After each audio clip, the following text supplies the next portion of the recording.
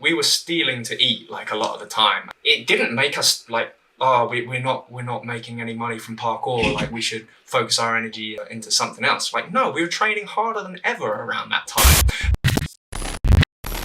Making a living from parkour is an immensely difficult task, and today we're going to hear from the most successful entrepreneurs, athletes, and filmmakers in parkour on how they managed to essentially live the dream through parkour filmmaking.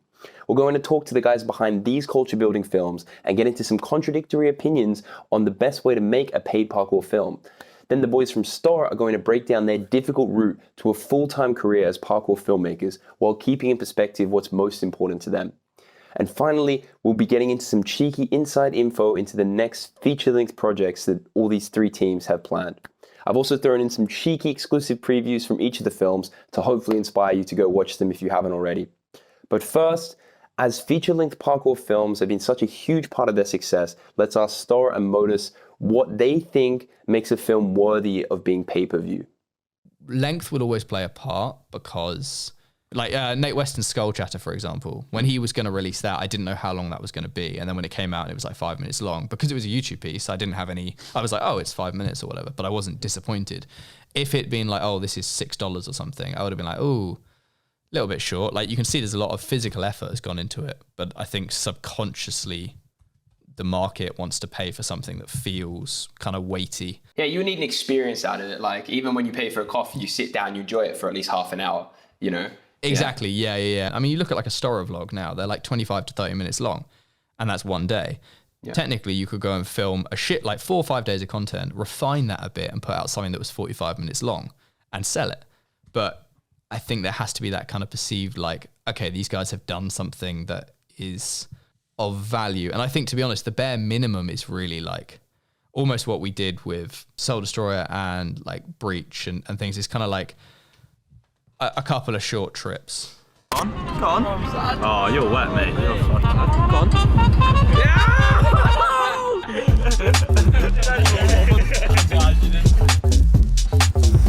Oh my God. That was so annoying.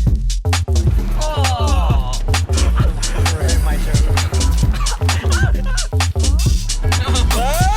It has to be conceptual and story driven. The thing is, like skate DVDs and everything, they used to be able to charge them for 20 quid. And that was just like showing you wham shit, like amazing skating, BMXing and rollerblading and stuff like that. Because it wasn't you couldn't get it anywhere else. But now that it's fully abundant, it's really hard to create something that is of more value. And I think story is the main way to do that. So on the way home, there was this commotion with Sacha.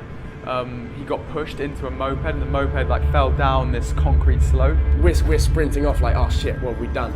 And this guy is just like stalking us on a moped, just like following us. Max and Sacha got away, but he grabbed Callum and Callum was like, what the hell are you doing? And the guy just started laying into Callum. So I'm getting whacked in the face by this dude and he then like escorts me down the street and we bump into some police. Toby hasn't been much beaten up.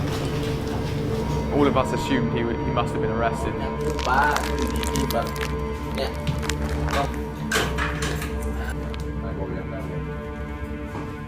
your shoes, Callum?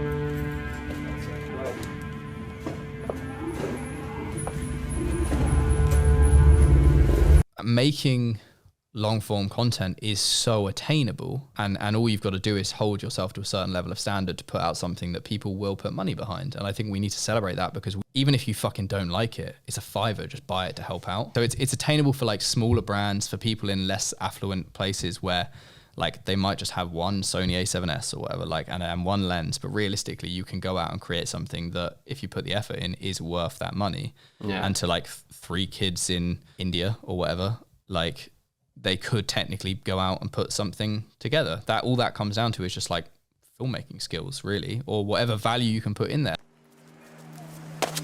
Oh, again? Oh, fuck, I'm so tired. Fuck.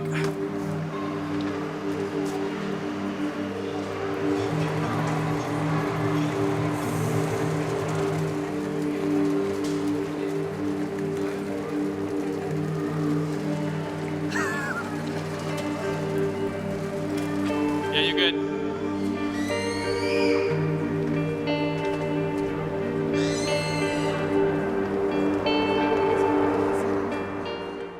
I'd like to see a season like you know, a few people film over the summer, and then in winter or a year later, a few films get released. So you have like seasonal filmmaking. You know, it'd be really cool. Yeah, 100%. It's something that we've discussed as well. Like, there's so many avenues to do it that aren't just sort of narrative based. Because I think doing something like Roof Culture is the hardest thing to do because it requires a lot of substance. Like, it requires a storyline. It requires a concept. Whereas just saying like going out and just doing physical activities and then making that long length and of high value and then selling that is a lot easier than trying to build something around like the Roof Culture concept. What I want to see more of is kind of a team of athletes put together clips over the course of a year.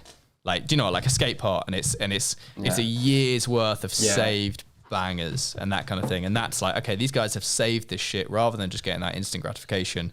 They've saved it up, they've presented it, they've marketed it, and therefore it is sort of, you're rewarding them for those efforts. These man wanna step in my place. These man wanna talk about the wave, but they never wanna get it cause these man are just waste. Sign my phone with a mouth full of gold. Hear the sounds of the snakes, how quick insanity grows. Would you stand for your name or let them pull you apart? Keep on growing for fame until it... Because there aren't really many ways for, I'm going to say it, parkourists to make a living doing what we do. And we want long-term pay-per-view content to be a viable option for people to club together and make these things and then make money from it. Since I've been climbing, I've realised how many parallels parkour has, and it's like the amount of sick feature-length films they release every year because the community realised the value of it, and all the sponsors involved have clocked the value of it and realised that, oh wait, not just climbers are watching this stuff. Everyone wants to see the stories behind these weird people that do this arbitrary thing that's just like, why would they want to do it? And it's like, parkour has all of that and more, and it just needs like a little bit, to be honest, a little bit of financial incentive for some of the athletes and filmmakers to actually like put the effort in, because these feature lengths are the most time consuming, life engulfing thing. Yeah. So you started filming too late.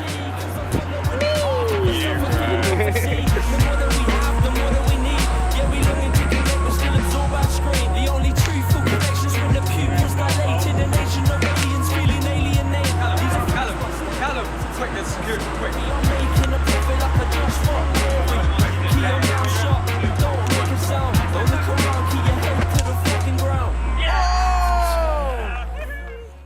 If you watch the film, and there's a section, it was titled PK Money when the edit was done, and it was about money in parkour, and we spoke with the guys about what they do for a living.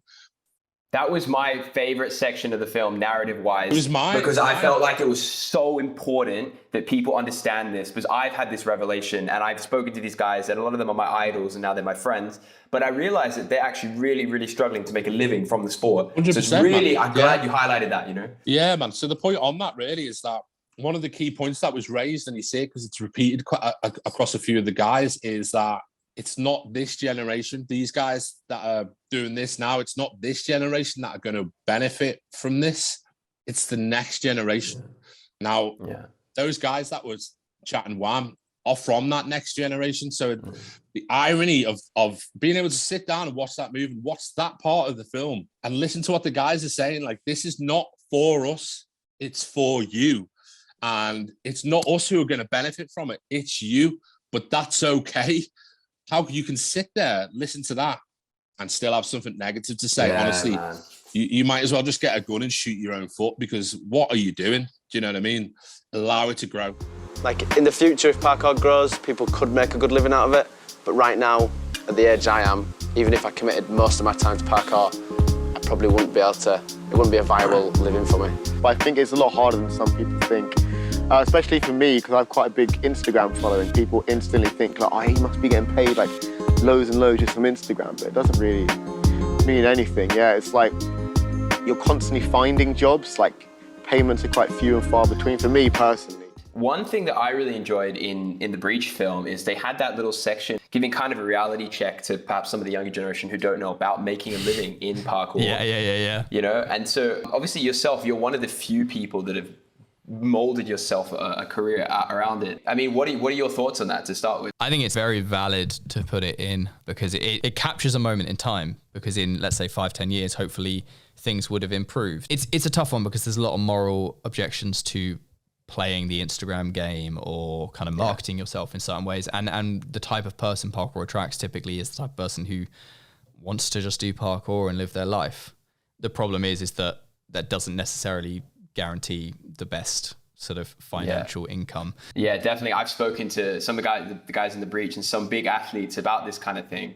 Because my personality is more geared towards that, like selling myself and things. I was like, if you just did a bit of this and, contacted a few people or even got someone to manage you, you could just be doing this full time. And they're just kind of like, yeah, maybe. It's like, it takes a really certain kind of person. Unfortunately, that's the case right now, is you have to be such an entrepreneur to make a career in the sport, and a content creator and all these things rather than just an athlete.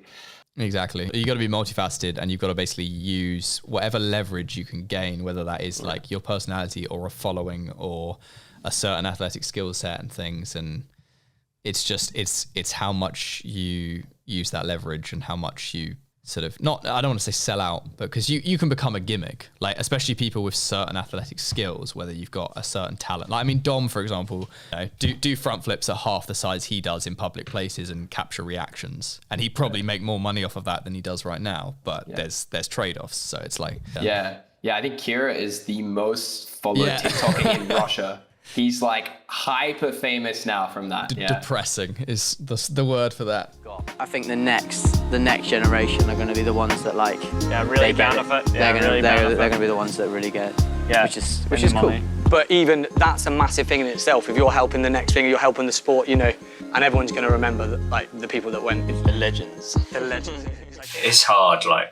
In terms of making a living, we happen to all be in a similar-ish life situation at the same time, us being 7 Storrors.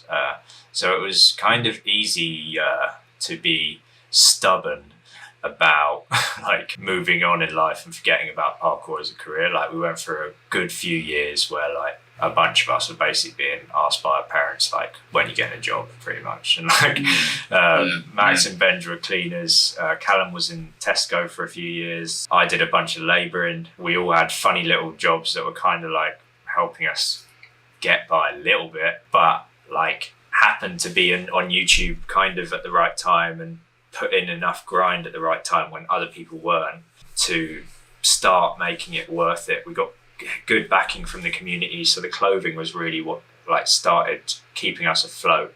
All of us have the potential, and the sport has the potential to create a good flowing money system. Yeah, 100%. But we do really well with managing our money and doing what we can with what we've got. At what point did you start to make the jump to sort of doing it full time? I think we were always doing it full time because we were all so invested in parkour. We were driven by passion, and we were putting the work in at the same time.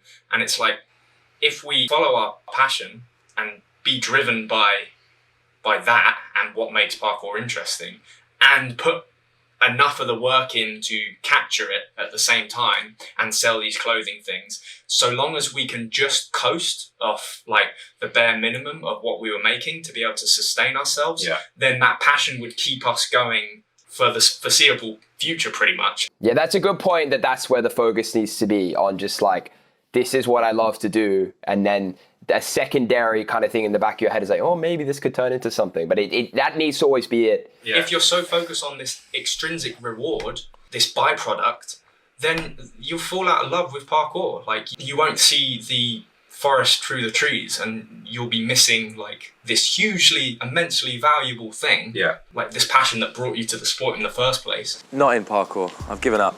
Parkour's a hobby, which actually, since I made that decision, I've enjoyed parkour more, I reckon. If you're so motivated by just making it into your livelihood, you can become jaded about just what parkour is for you and what it started as. And I feel they need to be level. So the reward is training and just making content with your friends.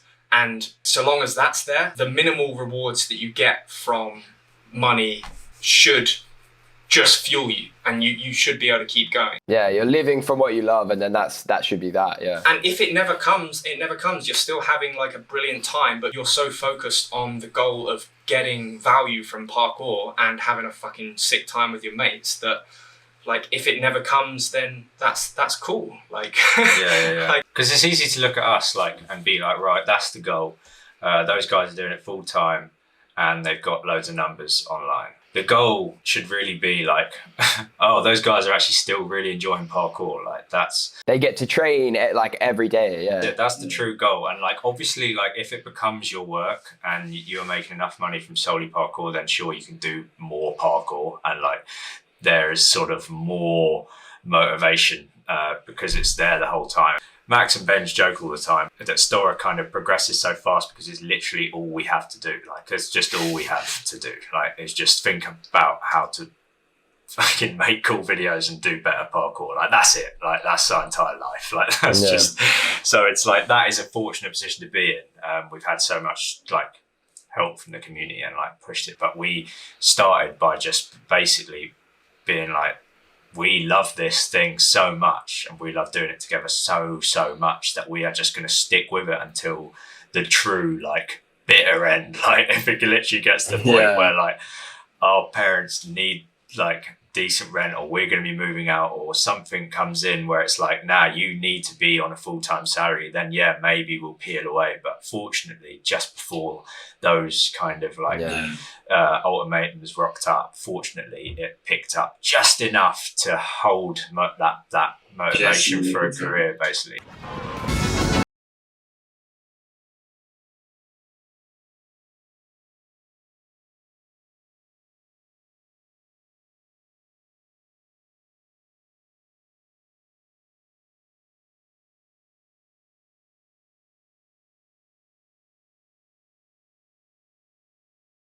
The fact that like we had a steady progression of like our progress financially, like it was anything but linear. Like 2014, 2015 and 2016, me and Sacha like had fuck all money. We were stealing to eat like a lot of the time and bunking trains and buses and everything. But it didn't make us like, oh, we're not making any money from parkour, like we should focus our energy into something else. Like, no, we were training harder than ever around that time, like and still creating content. And because we were just driven, like we didn't need to like find motivation anywhere, it was just there. Like and I don't know, like the thought of not doing parkour anymore because it wasn't giving us what we needed financially, I don't think it crossed our mind.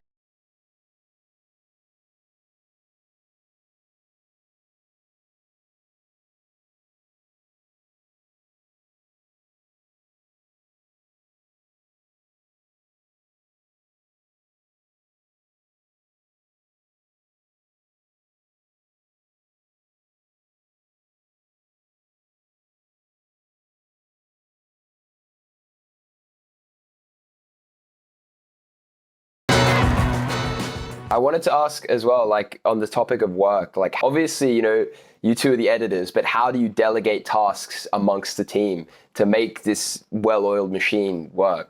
To be honest, that's another reason why Storror has done so well, I think, is because by total fluke have managed to pick out of a really organic friends group a broad range of skill sets. For example, like Max and Benj are just pure parkour concept driven. Like they are just like, right, cool parkour, how do we make a cool video about it? Parkour ideas, right?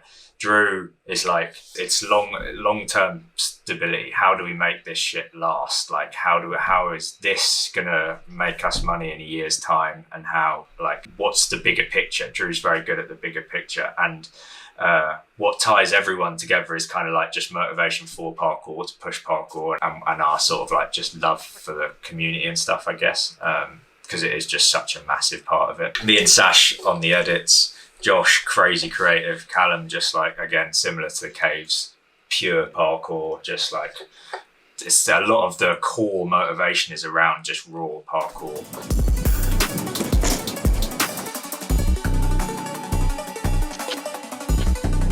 Exactly the way you wanted it.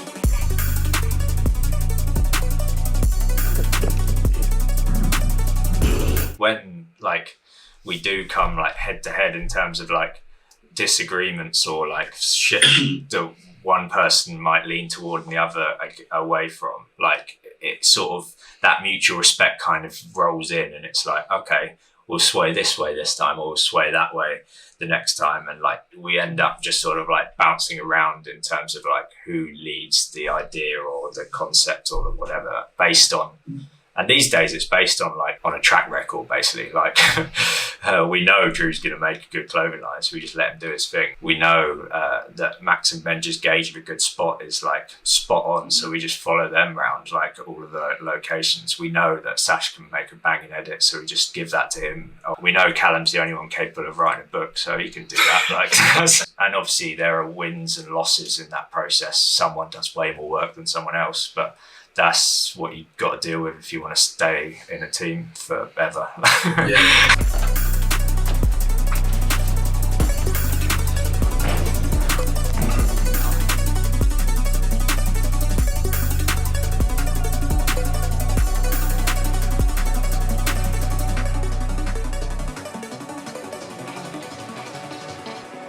Finally, I was just wondering, any plans for your next feature project or any little, inklings you can give us? Obviously, it's probably under lock and key, but...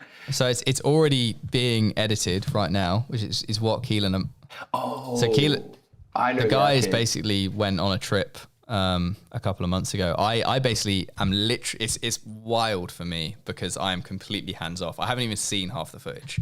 Like, Sarah was heavily pregnant when they went. Initially, when we were planning it, I was like, yeah, I'll be able to come. And then realized quite soon that I was like, no, I can't. And yeah, so I'm essentially Keelan helped me edit Spitting in the Wind when we did Soul Destroyer because of COVID. Like, that was at the peak of like the COVID lockdown. So I was literally just locked at home. So I did that pretty much entirely myself.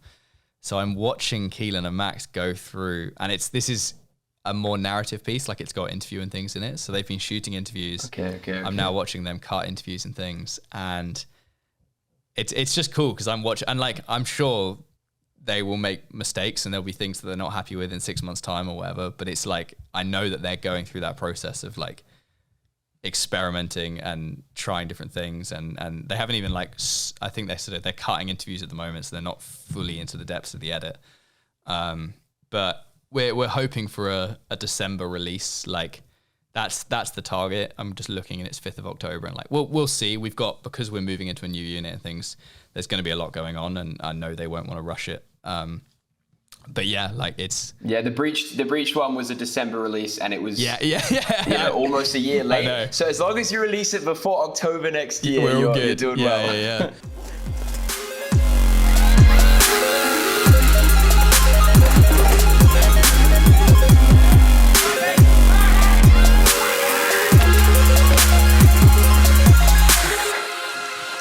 Yeah, no. Yeah, no. Let me see it. Okay, I'm obviously not going to give away any specific names or even dates for that matter. But we are going to film another one next summer, so it's going to happen while the weather's warm. And I want international athletes involved this time, so I've reached out to a bunch of people, and so far I've had a really, really good response. When I think of my favorite skate videos from back in the day, it's just an ensemble of the best guys all coming together, the best filmmakers all coming together just to make something sick, man. So that's what I want to do. I want to gather the best in the world, put them on a coach or a tour bus together, and just go to some sick spots, man, and just film the shit out of everything and just see what we can. So yeah, we're really, really excited about what we're going to be able to achieve. It's probably going to be double the length of the last tour, and a lot more thought is going to be going into what athletes are going to be on board and things like that. Swinging vine to vine, vivid visions I get from time to time. I'm trying to find peace in this life of sin. You've never been shot to bits, cause man and your family are shot in bits, and your uncle's trying hard to get off of it. I've seen man fall to this pressure, the diamond in the rock I might be. Clarity in mind and matter, clear focus, 2020 dreams like no. Fucking up, what's gonna land on your Oh my god. Shit. I've heard a couple of rumors, but I wanted to ask, do you have any plans for another feature-length project? I mean, I guess. There Yeah, might I be guess. something. Yeah, I mean, there are plans for a big film that that's actually now, it's in our hands, but it's in other people's hands this time as well. So yeah, we're gonna tell the whole story basically. I guess that's how we could put it. Yeah, okay, I heard that. So you got Mike Christie involved, if I'm not mistaken, to tell the Storror tale. Like, I'm excited for that. Nice full circle, yeah. Not just Mike, we got Yeah, that is. No, it's exciting. It's quite surreal at this current stage because obviously, just like everyone else, we're looking at it like a big mountain. But we'll around March time, I think we start sort of shooting essentially the cherry on top to what's already been filmed. So yeah, it's all exciting. Well, I look forward to that. So there you have it. Big things are on the way, and I myself am actually working on a second feature-length parkour piece, which I've been planning for over a year, but I don't want to give anything away just yet. If you are interested in trying to make money from your passion, drop a comment and let us know what it is you're trying to do and anything you've learned along the way. Next week, I'll be announcing a very exciting project with one of the top athletes in the sport, so subscribe to see that as it comes out, and let me know if there are any topics you want me to delve into in a video. This brings us to the end of the parkour filmmaking series, and I would just like to give a massive thank you again to Callum, Sacha, and Toby from Storror, Chris from Breach, and Giles from Motus for giving such passionate and informative interviews for us to learn from. If you've watched all 4 of these installments, I truly appreciate the support and hope you got some value out of it. Until next time.